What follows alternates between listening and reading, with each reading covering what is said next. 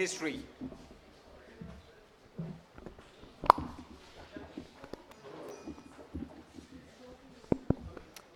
Yes. We have 3 back-to-back treats for you now. The first session is V. Raghunathan in conversation with Amit Agnihotri. Sir, please come up.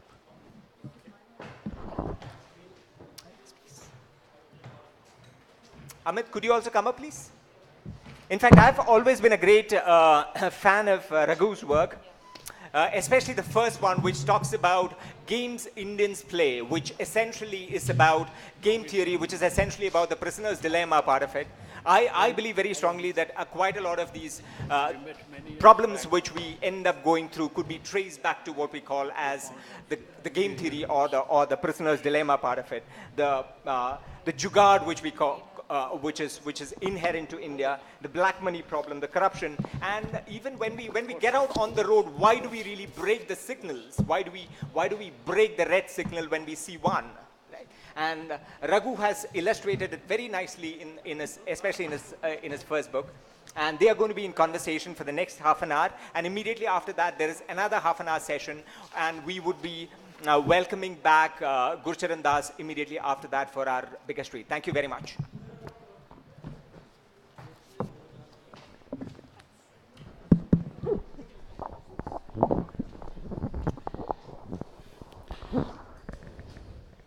Thank you.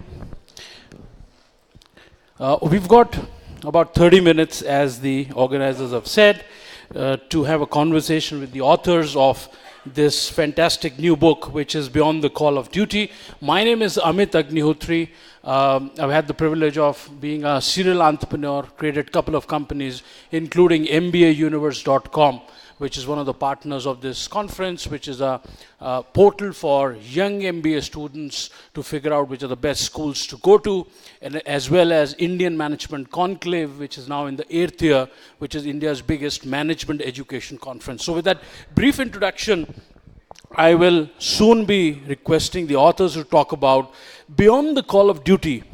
And this book perhaps is unique because there are people who are assigned to do certain tasks, the kings, the various people in the hierarchy, and there are people who assume good things, perhaps accidentally in many cases, and go on to create histories, go on to create great work, and which is what this book of Beyond the Call of Duty is all about. And this discussion comes at a time when there is a lot of discussion about the goodness or the badness of the Britishers. And in that light, it's important to be objective. There is a point of view that Shashi Tharoor has put out. There is a counterpoint, perhaps, what Mr. Gurucharan Das spoke a few minutes back. And we have another counterpoint to that. And then we all can have our own opinions. We all can have our own judgment, and which is how it should be. So this book, I believe, documents some unique, non-institutional initiative, if I can call that young Britishers took, such as decoding the Pali script. And through that, understanding a section of a part of India's history, which is unique, or making Darjeeling tea a global brand, a global enterprise as it is today, or founding the Asiatic Society. So I would request first Mr. Raghunathan to talk about this book, Beyond the Call of Duty, and why this is unique in the current context, and briefly talk about the book. And then we'll have Veena. I'll do that. I think one reason why this topic has come back is not so much because of Shashi Tharoor's book, but the WhatsApp that floats around about his Oxford talk and Australia University, one of the Australian university talks, and so on, and his vigorous and very, watchable and, and you feel damn good when someone stands up for India, even if it's 100, 200 years late. But, obviously, any kind of an extreme stance, especially of things of bygone days where the whole understanding of human treatments and all were all very different. To keep bringing it back today and not, make anything much of it is not a most productive way to go. So this book, incidentally, actually skirted around Britishers in the sense of colonialists. We did not want to, obviously nobody can like people who have ruled over you. I mean, I'm as much an Indian as they come, and I hate anybody ruling over me. In fact, I hate standing up for Janagana Mana if you put a gun on my head in a movie hall. So, but at the same time, I root for India as much as anyone. But in this book, our purpose was not to talk about colonialism. We said this, in fact, we had a brief discussion about it in the morning, that there were young kids, 18 and 19-year-old, who left their shores, 4 months of travel by ship, come and land across people who look entirely different, who dress different, talk different, eat different, different gods, different kinds of food and what have you, and no roads, no trains, no air connections. You have to survey the land to get past somewhere. In those conditions, what would make someone give his best when today's youngsters talk about, I want a job in Mumbai because my aunt lives here or my parents live here, and I don't want to go outside Andhra because I don't want to speak Hindi, and so on and so forth. So the point is then, who are these youngsters that we are talking about? I'm just going to give one example from this book. I will ask Veena, who's my young co-author on this book, incidentally. Because I'm not a historian, I didn't write this book as a history, and those who have some idea of my writings will know that I almost never write on the same theme a second time. I have about 12 to 15 books, but they're all entirely, each one is different. And I didn't even mean to write something on history. It was a friend of mine, Yashasvi, who started that whole ICFA university and so on, who told me, why don't you do, this one downside of being an author, everyone gives you some suggestions to write some books on, So he suggested to me, why don't you write a book on some young Englishman who did some amazing work. So basically the theme of this book, and it resonated with me. But like always, you always say, oh yeah, we must do dinner together, but you never do dinner together, when you run into people. But he was my old standing friend, and one day I realized that he passed away. And then, I was feeling very guilty. Oh my God, I owe it to a friend of mine. I must do this book. And that is how I launched working on this book in the first place, because I'm not a historian. I don't enjoy writing this genre because I'm not from that field. And that is where I did 5 chapters, and I was looking for someone to collaborate, and I was very lucky to get Veena Prasad, who was an IT professional who left that to become a full-time writer and so on. So here we are. Let me tell you, somebody like James Princip. James Princip is a guy who at the age of 19 comes to India. His father gets him a job in the Royal Mint in Calcutta.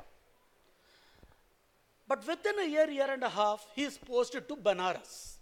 Now today, if a young man is posted to Banaras, he will keep cursing his employers for the rest of his life. Ye koi jagah hai that you send me over here?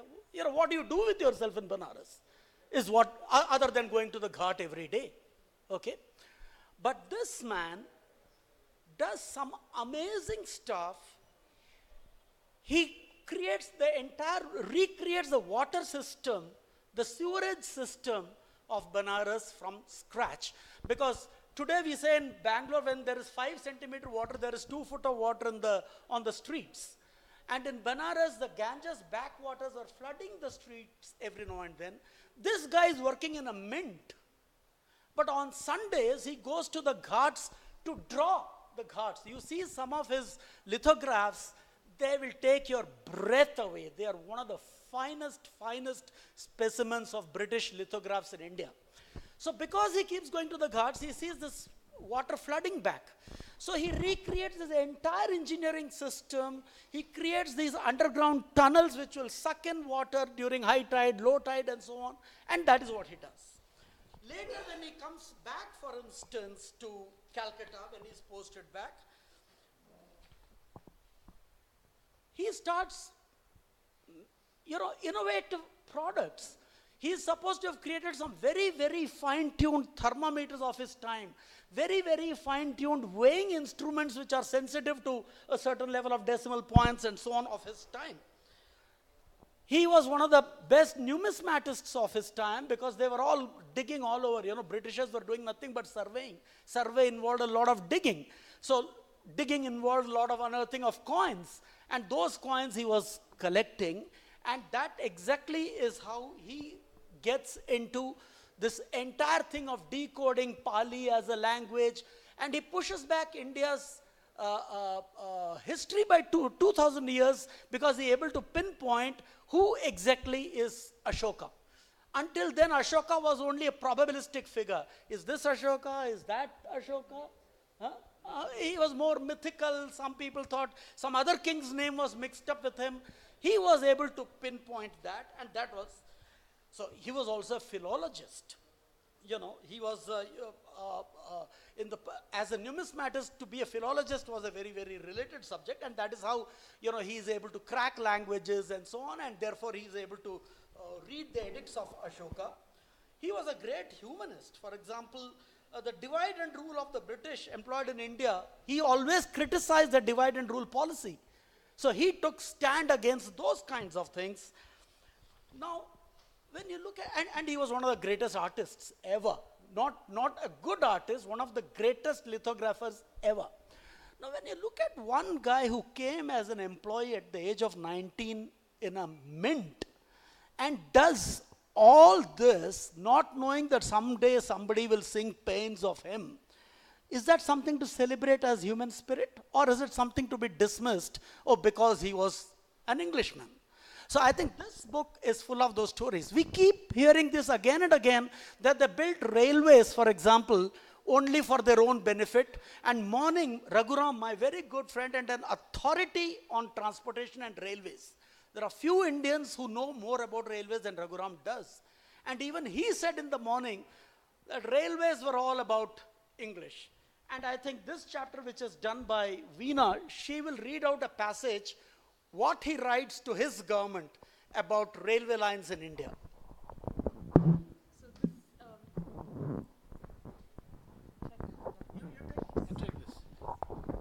thank you. So this chapter is about two people actually, Stevenson and Chapman, who were actually entrepreneurs in England, and they were not directly connected to administration in India. This was about 2 decades before the First War of Independence. Normally, we've read accounts of history where they said that First War of Independence, one of the main reasons for the defeat of India was that the British had a working railway system which could quickly, deliver troops. And yeah, exactly. So this was 2 decades, about 15 years before that. And Stevenson and Chapman didn't know each other, but independently had this idea of building a railway network in India, and they thought as entrepreneurs, not as administrators. They ran into a lot of roadblocks because at that point, administrators were not interested in building a railway line in India. They were okay with the way things were going. In the previous session, Lakshmi Subramanian said there is no blanket good or bad that I would like to use, and I think this sort of illustrates that there is no blanket British or blanket Englishman that you can talk about, because Stevenson was slightly more successful than Chapman in pushing his idea to the administrators, because he was also a very suave kind of person who knew how to pitch his ideas. But Chapman was the type of guy who called a spade, and at one point he was unceremoniously kicked out of the whole talks about his ideas for railways. So he writes, amongst the most remarkable instances of failure of this kind, meaning in the public works domain, are those of the old governments of India, which is the East India Company. They almost never made a road in our sense of the word road. And when they did make one, it was for the convenience of the government, not of the people. So it is true what we think, but then this is an Englishman who is saying it. So there is no blanket Englishman term, So they left ruins behind them at their successive seats of power almost all over the country, amongst which, by the way, are very few ruins of bridges, and they never reared a spirit of either enterprise or cooperation amongst the people sufficient without the government even to keep up the works when made. I think this resonates a lot with what is happening today, right? I mean, the apathy that we see in building a road or anything. So really, is it British who are pursuing who were pursuing the self-serving agenda, or is it just people in power in general? One thing, he's a businessman. He writes a book. The title of the book is Principles of India Reform, being brief hints together with a plan for the improvement of the constituency of the East India Company and for the promotion of Indian public. Now, these are all people who had nothing to do with administration, who were just ordinary young men and women who, of course, we have not covered women here for various reasons that we have mentioned, but these are ordinary youngsters. So, you know, when we keep talking about, in fact, this book was also criticized, oh, how can an Indian write about something nice about Britishers and so on? But then I think we will be taking away something from ourselves if we fail to notice greatness where greatness lies. Okay? Because these are not people who did anything out of any personal motivation. These are all works which have been done as a work of passion. So that's what this book is all about. Thank you. I've got one more question for you, sir. You talk about the story of Darjeeling tea. If you could briefly share with us, you know, this whole dimension, because Veena, would you like to? Yeah. So I wrote this chapter on Dr. Archibald Campbell, which was very interesting. I believe he was one of the first people to actually figure out a way of growing tea commercially in Darjeeling. Before that, it was mainly China, and I think as your books, I'm actually waiting to read that on opium. So that would be, you know, a very nice companion book to this chapter. But this, this chapter is called Bringing Tea to Darjeeling, and he was a surgeon. He started as a surgeon in Darjeeling, but it so happened that, you know, things were just falling apart with the various tribes in and around Darjeeling, and also the I think there was a very belligerent king in Sikkim at that point. So he just happened to be the sort of person who could talk to everybody. I think because he was a surgeon, and very interesting is that he got a visit from this botanist, Sir Joseph Hooker, who wanted to chronicle the native plants in Darjeeling, and they were at one point captured by this hostile tribe and everything. But what it comes down to is that he got a smuggled variety of tea from China, and he planted it in his garden, and he saw that it grew well, and he just continued. By the way, the punishment for smuggling tea out of China was death at that time. Yeah. So that's the context. This wasn't encouraged, by the way. I mean, he was a surgeon who was kind of also doing administration because he happened to be good at it. I think what stands out here is, in fact, I will talk a little about the research I did here, because it's very, very little about Archibald Campbell. Even Wikipedia spells his name wrong. I think they call him, what did they call him? Something else, but not Archibald Campbell. So when I did research, I went to this British genealogy kind of website. I forget what it was called, but I managed to trace a descendant of Archibald Campbell who gave me some letters that Archibald Campbell had written. The one thing that struck me was he worked for 35 years. His designation was surgeon, but he did a lot of other things, one of which was growing tea. He did a lot of diplomatic talks, actually, between the tribes and the British administration, which was more or less him. And he worked for the exact same salary for 35 years. Yeah. Because even Ronald Ross, a Nobel laureate who figured out the female Anopheles mosquito is the one that causes malaria and so on, worked in Bangalore and in Hyderabad in the military hospital. He remained a captain. He would take personal leave, spend from his pocket money when he would go into the Kodaikanal region for collecting mosquitoes. Okay? Now, he didn't have to do it. In the sense, today we say, oh, what do I have in it for me? Or the company should pay for me. He was doing a research. He would be publishing papers, but all out of his personal spend. Today, the moment you recruit somebody, he says, I want assistant manager. Then he says, when will I become manager? When will I become assistant general manager? When will I become general manager? When do I become VP, senior VP, EVP, P, and so on. So the point is, the passion of work for its own sake has been considerably lost. These guys spent a lifetime doing the same job because they enjoyed doing it. They spent a lifetime doing other things on the side as buffeting their normal day-to-day activities, because that is where they derived their extra satisfaction or self-actualization from. I think these are the elements that we need to pick up from these youngsters. Thank you, Mr. Raghunathan. So I suppose we have about 10 or odd minutes. No, we can take more. shave off. No, we can ask.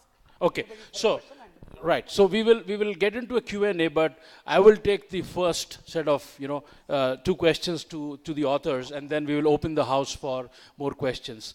The first is, and break this down for the younger readers in the room about, and both of you, if I may request you, about the whole aspect of researching, thinking about the topic, and then researching about the key characters, if I can call them, of the book. And then how does it all sort of begins to take shape? What are the timelines? And you could talk specifically about this book, because I assume each book would be different.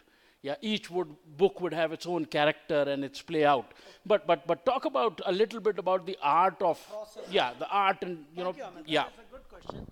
But I won't take long because, this is again a question on which you can have a whole day seminar.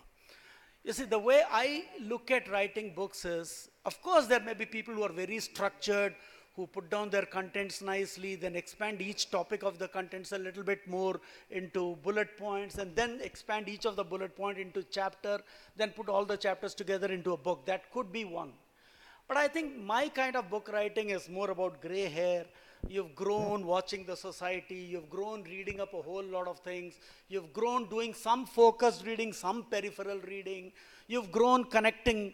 I have a book called Locke's Mahabharata and Mathematics. Yes. Now what is what, that kind of a book cannot be written in a structured manner. I am one of the largest law collectors in the country. I have read as much of Mahabharata as anybody else. I know enough maths as a finance professor in my former life. So, you connect. So much of book writing is about what your mind can connect. Yes, some people may have reasonable memories. Some people may have very good habit of taking down notes. Some people write on the margin of books themselves. Some people keep a register, all those are different issues. But to me, book writing is a very unstructured process which until it ends, I don't know what am I writing really. But it could well be different for different people. But ask the younger one so that they connect a little better. Yeah, so same question to you, Veena. In addition, how do you, and many again are young budding writers perhaps in the room, how do you correlate to someone who's got so much of gray hairs and in the process evolve your own writing style? I think I got a lot of gray hair after researching and writing for this. I have a couple. But my reasons for writing are slightly different. Very different maybe, because I left IT industry and well-paying job and so on. So I was very hungry. I wanted to write. I was actually looking for opportunities. I was pitching. I was shamelessly marketing myself. I was telling people, see, I can do this. I can write really well and so on. So my reasons for writing were hunger, really. I just wanted to write. I wanted it to work for me. And as far as this book is concerned, the way we went about it, I think, should I tell them the story of how we, if we have time, very briefly, okay. I used to do these book reviews for Hindu, and I reviewed games Indians play. I loved the book. I didn't know Raghu at that time. I just read the book and really loved it. I also went and read a lot of reviews also of the book so that, you know, mine is unique. And I was really astonished by the amount of negativity there were in this. You know, the same, how dare you talk ill of our country and things like that. I mean, being a patriot, you know, I say that very proudly, and loving my country, I think you can love your country only if you see the flaws in it and you want to improve it, right? So my review was on those lines, and I ended my review with that, one of the criticisms for games Indians play was that what is the use of this book? It only tells problems. It doesn't tell any solution. So I ended my review with, the solution is so simple that we can't see it. All it requires you to be is, you know, be nice. That is all. For me, the takeaway from those books, but two words, be nice. And yeah, you read it, right? And you read it, and then I wrote to you also, and then we thought that we kind of think along the same lines and we should collaborate. So for me, this was a big break that Raghu thought I could collaborate with him on this book. So it was wonderful. On our research, I think one of the reasons one of the ideas behind writing a book like this was to show how much of research there is, how much of material there is online. All authentic material, of course, you need to have the ability to filter out the BS from the original stuff. So we were lucky, we got so many digitized books, Google books that were released in like 1890 and 1920s, and they're all digitized, scanned, and stored on Google Books. So these are books that are sitting in Harvard Library, but available to anybody, here. So that was my main source of research. Thanks, Veena. Time for 2 or 3 quick questions, and these should be questions, not comments, okay? Questions, brief, precise, and ideally pointed to one of the 2 panel members. Go ahead. We'll have one quick question here and then move there. We've got 3 or 4 minutes. Yeah, quick question. So when you read these books and actually do the research on these inspiring characters, did this in a way change you in terms of your own priorities, what you think ought to be done in the remaining years of your life and so on? Was there any change in you yourself as you read? Me? Both of you. Both, okay. I think it reinforced my core belief. One of the things I really value is a commitment to what you do. Work ethic, you can call it if you like. And I was really drawn to these people because they believed in what they did, and they did it like there was no other option other than to do it well. So it just reinforced my own beliefs. I'm usually driven by the feeling that, we often, including Shashi Tharoor's book or videos and so on, we had a glorious past and, somehow we've been reduced to something else.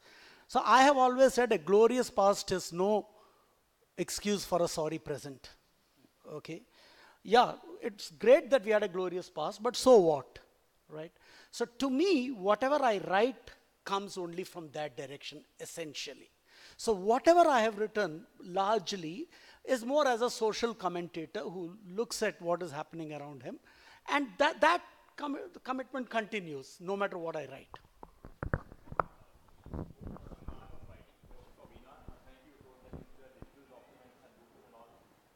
So a book written in 1819 or 1920, and all of these books are available online, very credible source. Is it, as part of the research, is it also natural to go back and talk to your British counterparts about the country you're writing, and also validating that the knowledge in those books is relevant today or not?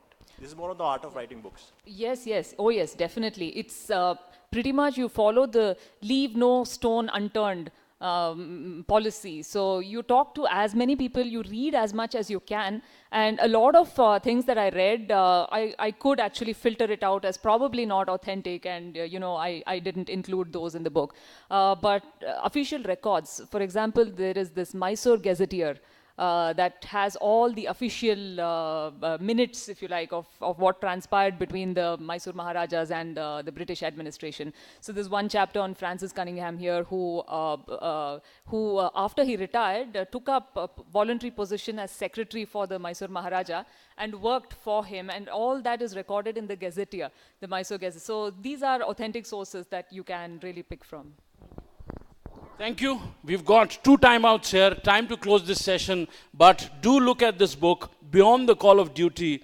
And this is about 12 extraordinary men who did beyond the call of their duty and contributed to this nation. Thank you very much.